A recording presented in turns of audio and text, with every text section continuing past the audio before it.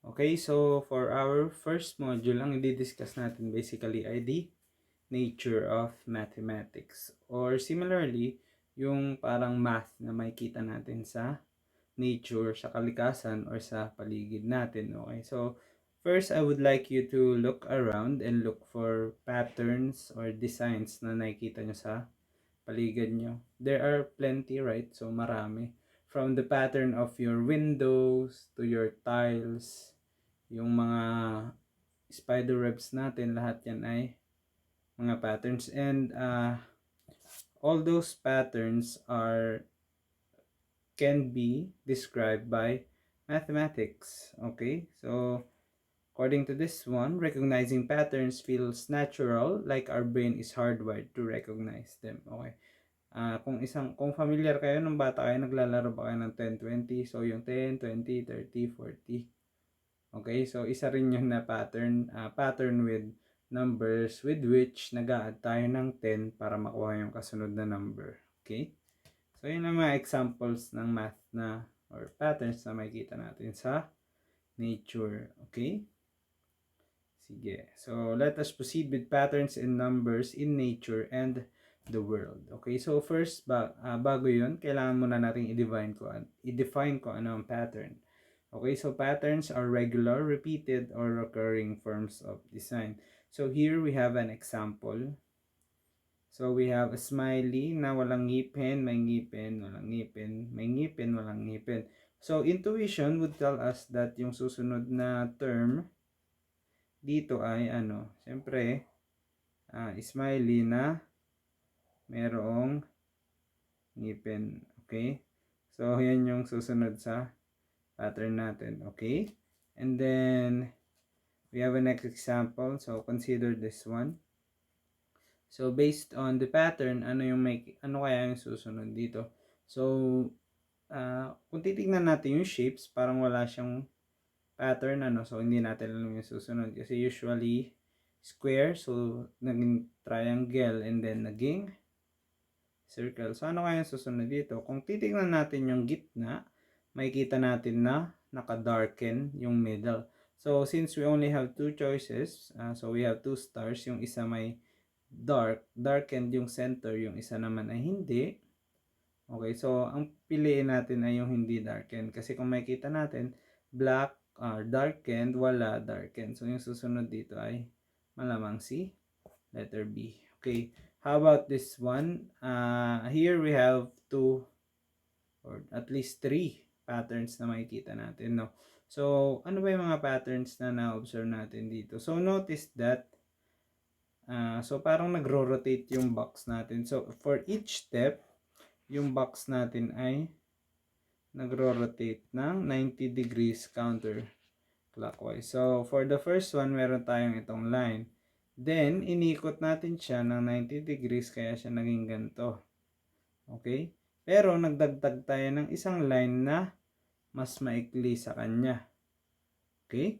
And then, para mapunta dito, inikot ulit natin tong box na ito ng 90 degrees. Okay? So, naging ganito. Pero again, nagdagdag tayo ng line na mas maliit. So, basically, meron tayong tatlong patterns na nakikita, no? Iniikot natin yung box, nagdadagdag tayo ng line, and then yung line na dinadagdag natin ay mas maikli kaysa dun sa susunod. So, intuition would tell us that the next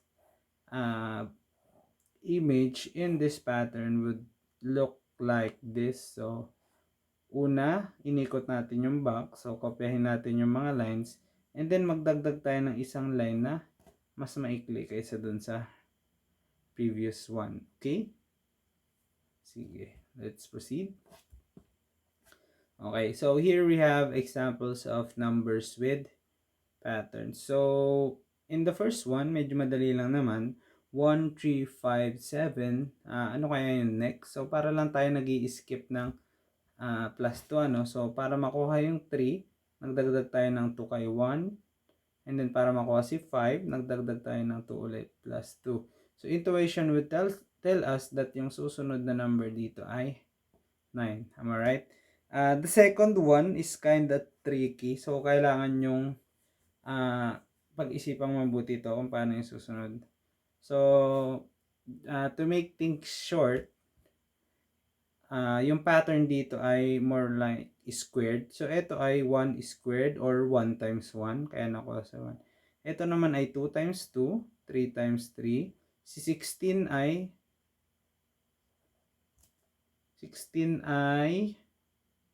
4 times 4 or 4 squared. Si 25 ay 5 squared. And then, malamang yung susunod ay 6 squared, which is 6 by 6 or 36. So, yung next term sa series natin ay 36. Okay? Sige.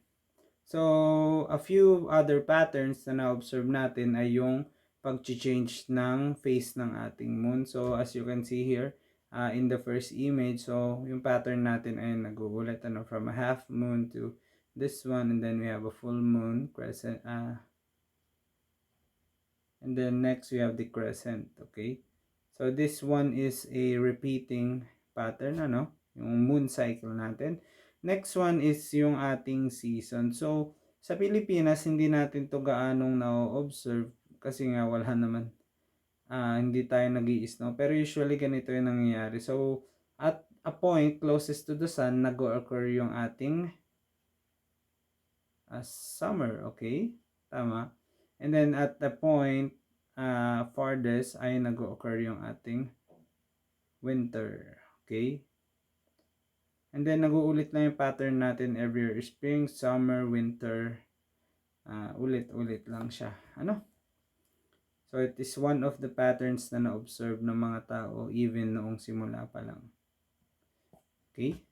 So even when it comes to animals, so sabi nila yung yung patterns daw ng mga tigers and then ng ating mga hyenas ay governed by math. So pwede nating malaman kung ano magiging itsura gamit yung mathematics. Bakit? Paano natin nasabi yun? Kasi itong mga patterns na to ay na-form dahil sa chemical reactions, okay? And then diffusion processes sa mga cells, okay? Sige, so ang galing ng math, parang halos lahat ng bagay sa paligid natin ay governed by mathematics. Okay? Okay. Another good example of application of mathematics na makikita natin sa natures ay packing problem. So dito, sige, define muna natin. Packing problems involve finding the optimum method of filling up a space such as a cubic or a spherical container. So, pupunuin natin yung isang lugar na wala tayong ganong nasasayang na space. Okay? So, ang example daw nitong packing problem na to ay si honeybees. Okay? So, ito daw, yung kung familiar kayo, ito daw ay isang packing problem solution na nagawa ng mga bubuyog. So, as you can see, meron pa rin tayong pattern dyan. So, yung formation daw na yan, minamaximize niya yung storage while reducing the amount of wax that the bees use. Okay, so maximum storage pero minimum amount of wax. Okay, so optimize siya. Okay, and then, the next pattern na makikita natin sa mga flowers ay usually yung flowers natin ay ganito. So, meron tayong mga flowers with 3 petals and then 5 petals. So, sabi nila, ang pinaka-common daw na bilang ng petals ay yung 5 petals. Okay, so observe nyo yung mga bulaklak nyo sa paligid. Most likely, pag mayroong bulaklak dyan, 5 yung petals niya. Okay, yun lang naman. Okay, and then a beautiful pattern can be seen in the sunflower. So as you can see, meron tayong mga spiral, okay, na nag-rotate from counterclockwise. So as you can see, sige, yan, meron tayong makikita mga pattern na pag ganito, Okay. Pero on the other hand, makakakita ka rin ng pattern na reverse na counterclockwise arcs naman siya, Okay, so napakagaling nung structure ng sunflower. Okay, so yung arrangement daw ng sunflower seeds na ito ay minamaximize niya yung access niya sa light at saka sa nutrient. So pag ganito daw yung naging ganito yung form niya para masulit yun, para lahat sila maximize yung amount ng araw na tumatama sa kanila, and then yung nutrients na na-absorb nila. Okay. The next one is the snail's shell. Okay, so kung hihiwain nyo sa kalahati yung shell ng isang snail, ganito yung magiging itsura niya. And then it follows an equiangular spiral. Okay, from the root word equal angles. Sir, ano po yung angles na equal? So as distance from the center increases, the angles formed by the radii to the point and the tangent to the point remain constant. What do I mean by this? Okay. So if we connect a point from the center and then i-connect natin siya sa labas, and then we will form an angle here. Etong angle na to ay equal din sa angle na ito. Okay, kaya siya tinawag na equiangular. Habang lumalaki yung spiral natin, yung angle na ito na na-form ay equal lang rin. So an equiangular spiral sometimes is referred to as logarithmic spiral. Okay, now we proceed with next topic, which is symmetry. So I think na encounter nyo naman na to nung bata kayo. So symmetry is indicated that you can draw an imaginary line across an object and the resulting parts are mirror images of each other. So we have an example here. So itong first image ay asymmetric kasi kaya nating maglagay ng guhit, straight line sa gitna niya, and then yung left at saka yung left side ay mirror images. So with the second example, hindi natin pwedeng gawin yun kasi magkaiba yung tsura ng left at sa right side. Okay? So, we call objects that are not symmetric asymmetric. Okay? Pag hindi siya symmetric, ang tawag natin sa kanya asymmetric. Okay? Okay, so ang type na symmetry daw to ay tatawagin natin na bilateral symmetry kasi nahati natin siya into two. So, ang meaning kasi ng bi, two. So, nahati natin siya into two mirror images. Okay? Next, okay, so here we have a Vitruvian man. So, pag this one is an example of a bilateral symmetry. Kasi pag hinati natin siya sa gitna, so yung man daw ay symmetric, Okay, so kasi yung left at saka yung right side ay mirror images ng isa't isa. Okay, maliban na lang kung, sir, paano kung may nunal siya dito? Edi, hindi na siya symmetric, Okay, so isang example lang yun. Okay, so we have other types of symmetry. So yung kanina bilateral, tatlong symmetry siya. Here we have rotational symmetry. Sige. Consider natin tong flower na to. So pag hinati natin siya dito, symmetric yung left at right side. Pero notice, pag hinati natin siya dito, symmetric pa rin ito saka ito. Tama?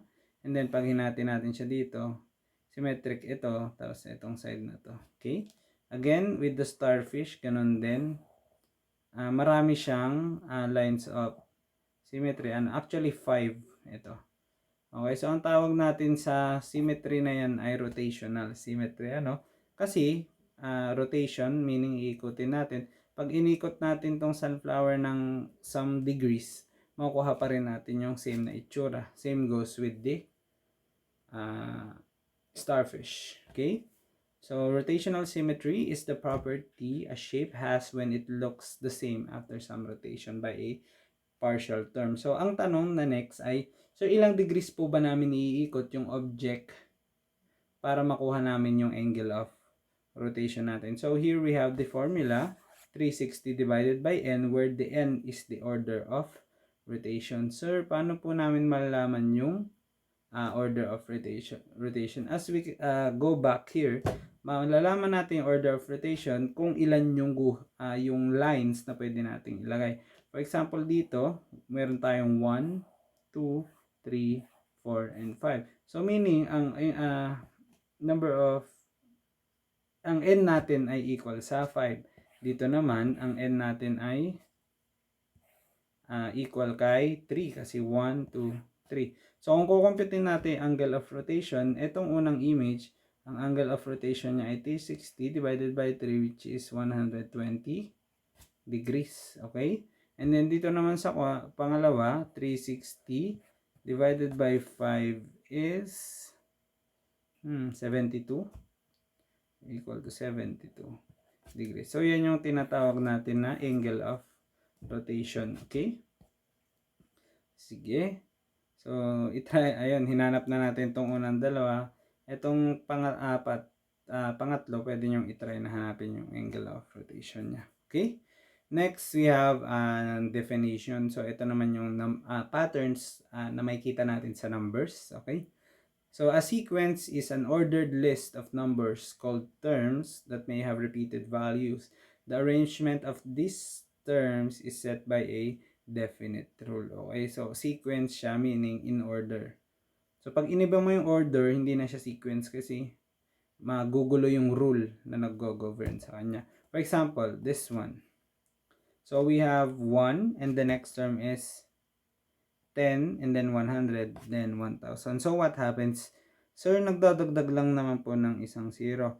You can be right, pero since math tong subject natin, gawin naman natin siyang mathematical, ano sir? Hindi naman tayo pwedeng magdagdag ng zero, no? Pag nagdagdag tayo ng zero, 1 plus 0 is still 0. So, what we're actually doing is multiply the first number by 10 and then yung susunod by 10, by 10, by 10, okay? So, by doing this, 1,000 times 10, we get the next term to be 10,000. How about this one? We have 2, 5, 9, 14, 20. Okay? So, another pattern that we can notice is ito. So, 2 naging 5. Anong ginawa natin? Nag-plus tayo ng 3. 5 naging 9. Nag-plus tayo ng 4. 9 naging 14. Nag-plus tayo ng 5. 14 naging 20. Nagdagdag tayo ng 6. So, para makuha yung next term, kailangan natin magdagdag ng 7. So, yung next term natin ay 27. Okay? So, i-notice nyo yun na hindi lang addition yung pattern natin. Meron din tayong subtraction, multiplication. It's up to you to figure things out. Okay? So, we have another example. So, I think you can try this naman, no, at home. So, try 16, 32, 64, 128. I think medyo obvious naman to. Nagmumultiply lang tayo ng 2. Okay? And then, yung second term, medyo complicated siya. Yung 1, 1, 2, 3, 5, 8. Ano kaya yung susunod? Okay? So, actually, yung pattern dito, sige, sabihin ko na, we have 1 and 1. Pag inad mo siya, makukuha mo si 2.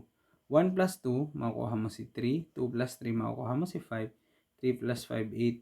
5 times 8, 5 plus 8 is 13. So, our next term is 13. Actually, meron tayong tawag sa sequence na to. Itong sequence na to ay yung tinatawag natin na Fibonacci sequence. Okay? So, yung Fibonacci sequence daw ay nagmula sa pagno-notice ng pattern nito. Okay? So, dito daw siya nanggaling. So, first, sa unang buwan, meron tayong pares ng rabbit. Itong pares ng rabbit na to, hindi muna siya manganganak. Tatanda muna siya. So, sa second month, meron pa rin tayong dalawang rabbit. So, isang pares. So, isang pares. Sa pangatlong buwan, malaki na yung rabbit natin. So, pwede na siya mag-anak. Okay? So, meron na tayong dalawang pares. Sa pangatlong buwan, itong matatanda na rabbit na to, pwede ulit sila mag-anak. And then, meron pa rin tayo ng original na rabbit. Itong rabbit na to, hindi pa manganak kasi bata pa lang. So, meron tayong 3 patterns. Continuing this one, makakakaroon tayo ng 5 pairs, and then sa next one is 8. Okay? So, dyan daw nanggaling yung idea ng Fibonacci sequence. Okay? Sige. So, the Fibonacci sequence is a sequence named after Leonard of Pisa, who has a nickname Fibonacci. Okay? So, tatawagin natin na Fib-n daw yung nth term ng ating Fibonacci sequence. So, Fib of n. So, yung first one, Fib1 equal to 1. Fib2 ay 2. Fib3 ay 2. Fib4 is 3. Okay? So, geometrically, yung Fibonacci sequence, pwede natin siyang isulat as a spiral. Sir, paano po naging spiral yung Fibonacci sequence natin? Mag-start tayo sa 1 by 1 na square, and then 1 by 1. Sa tabi niya, magdagdag tayo ng 2 by 2 kasi yun yung susunod na term. And then we add a 3 by 3 square. Wait lang, ibahin ko na lang yung color. So, ito yung 1 by 1 na square. 1 by 1. Then 2 by 2. 3 by 3. 4 by 4. And then, asa na yun? 5 by 5 na square. 8 by 8. 13 by 13. And then 21 by 21. Okay. So, pag nakakabuo tayo ng tinatawag natin na golden rectangle, pwede na pa natin yan ituloy pero hindi na kasya sa screen natin. And then notice that pag kinompute natin yung mga, pag kinonect natin yung mga intersections natin, ito, makakakuha tayo ng isang spiral. Okay. Yung spiral na yan ay yung tinatawag natin na golden spiral. Okay. Okay. Sige. Proceed tayo. So, yung Fibonacci sequence has interesting properties. Kung pinag-divide daw natin yung dalawang magkasunod na Fibonacci number, for example, 1 divided by 1, 1, 2 divided by 1, 2, 3 divided by 2, 1.5, 5 divided by 3, 1.667, etc. Titigil tayo sa 1.1618. Maski ituloy nyo yan, yung pattern na yan, ang kakalabasan ay 1.618. And then meron tayong tawag sa number na yan. Ang tawag natin sa number na yan ay yung ating golden ratio. Okay. So, ito na yung last part na ating discussion. Yung mathematics para sa ating mundo or mathematics for our world. Okay. So, saan ba natin pwedeng gamitin yung math? So, one obvious part of application of mathematics is pwede natin siyang gamitin sa pag-organize. Okay, so sa iba't ibang aspeto ng ating bagay. Example nito ay pwede tayong mag-gather ng data kung ano yung mga mabenta na produkto sa ating sari-sari store. Siyempre, kung alam natin na mabenta siya, adi yun yung bibilihin natin, yun yung i-restock natin. Pag hindi naman mabenta yung produkto na yun, babawasan natin yung bilang niya. So, math din ang gamit doon. Another example is ginagamit ng mga scientists yung mathematics para i-plot yung daanan ng or yung migration patterns ng mga ibon, okay, para ma-conserve yung populations nila. Next one is mathematics for prediction. So ginagamit natin siya para manghula. One very special application of the mathematics for prediction is yung prediction ng ating mga bagyo. Okay, so gamit ang math na pre-predict natin kung gaano kalakas ang isang bagyo and then kung ano yung daan na tatahakin yan. Okay. And then next one is yung mathematics for control. So yung the observations of nature as well as their interactions and relationship could be more elegantly described by means of mathematics. So actually everything around us can be described by mathematics, okay? So yung population, yung pag-grow ng population natin, pwede natin i-compute gamit yung math. So yung pagdami ng COVID cases, pwede rin kino-compute din yan gamit yung mathematics, okay? So napakadami talagang applications ng mathematics. And then last but not the least is that the fact that mathematics is indispensable. What do we mean by indispensable? Hindi natin siya pwedeng alisin sa buhay natin. Maski ano pang major mo, kung gusto mong maging chef, forester, maging engineer, kung gusto mong maging doctor, kung ano man ang pangarap mo sa buhay, kailangan mo ng mathematics. Maski pa gusto mong maging language teacher or English teacher, kailangan mo pa rin ng math. Siyempre, meron ka pa rin expenses, nagko-compute ka pa rin ng utang, ganun. Sahod, salary deduction, and all of these things use mathematics. Okay? So, what I'm trying to say is mathematics is an important part of our life in everything we do. Okay? So, I hope you learned how to appreciate mathematics in this lecture. So, yung module natin ay i-upload ko na lang rin sa ating group, and then at the end of it, you will find an assessment. Madali lang naman yung module assessment, and then yung quiz natin, more on patterns lang naman siya. Okay, so thank you for listening.